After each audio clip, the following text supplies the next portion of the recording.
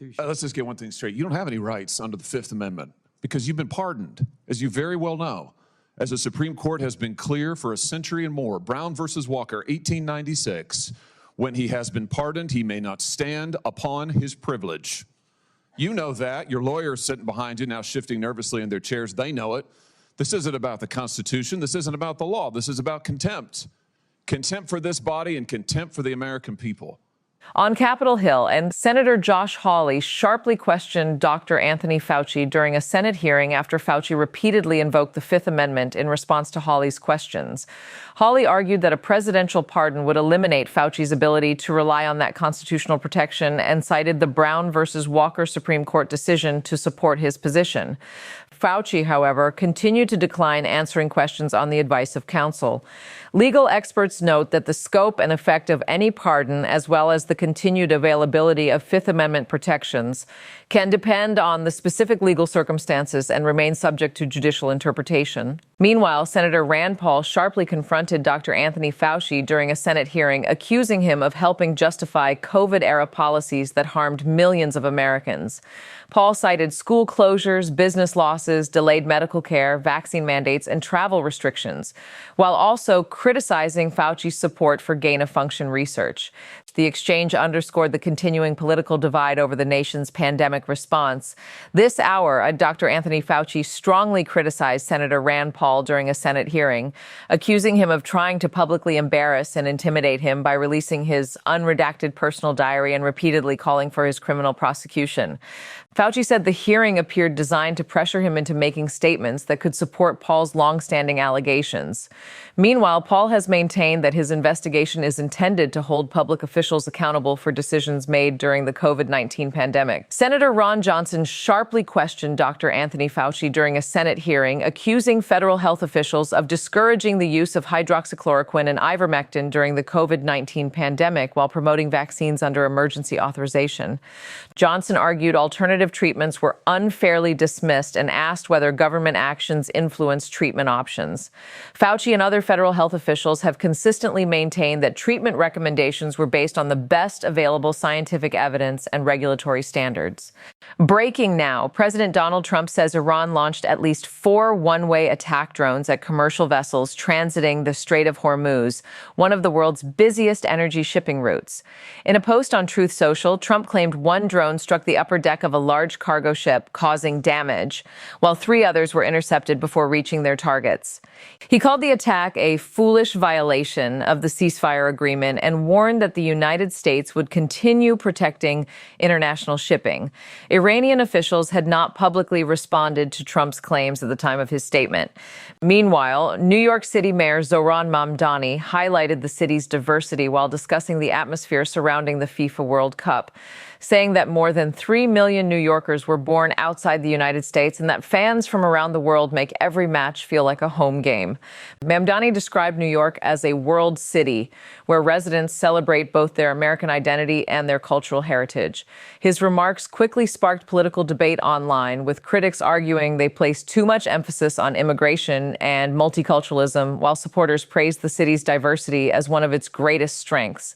So many, this is an international city on any given day, but you have so many World Cup fans who are here in New York to experience this. What's it feel like to share this moment, this feeling in New York with the rest of the world? It's amazing because, as you said, we're a city of 8.5 million people, biggest city in the country. More than 3 million New Yorkers were born outside of this country.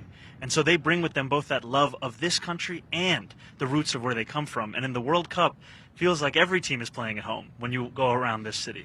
And it's a beautiful moment because New Yorkers feel like they can be their full selves. Yeah. And even today, you saw Morocco beat Canada 3-0. Yeah. If you were on Steinway, you'd have thought you were in Morocco. Everyone's like, this is wild. That's what it means to be in New York City. It's the world city, and we say welcome home to everyone who's coming to visit us. Making headlines. A column by USA Today sports columnist Nancy Armour has ignited widespread backlash after she argued that Caitlin Clark's emotional on-court reactions could contribute to a hostile environment for some WNBA players. Armour also referenced the murder of Emmett Till while discussing online rhetoric surrounding Clark, prompting strong criticism from sports commentators and fans. Barstool Sports founder Dave Portnoy called the column one of the worst sports opinion pieces he had ever read. Supporters defended Armour's concerns about online harassment, while critics accused her of unfairly connecting Clark and her supporters to extremist behavior. Fresh tonight, Vice President JD Vance criticized a recent U.S. Supreme Court ruling involving birthright citizenship, saying he believes the court made a mistake in its interpretation of the 14th Amendment.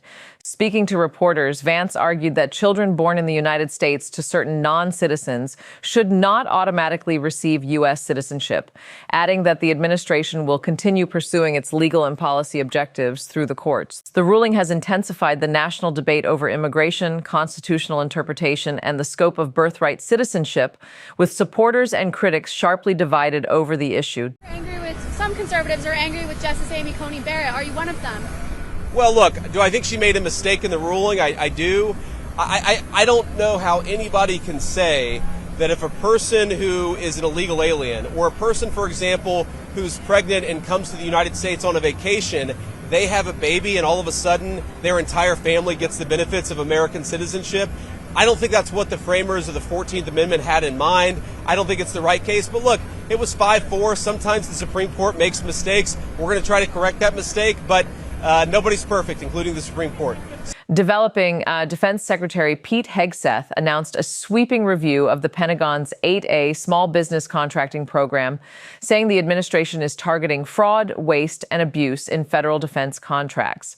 Hegseth ordered an immediate line-by-line review of all sole source 8A contracts valued above $20 million, while also examining smaller agreements.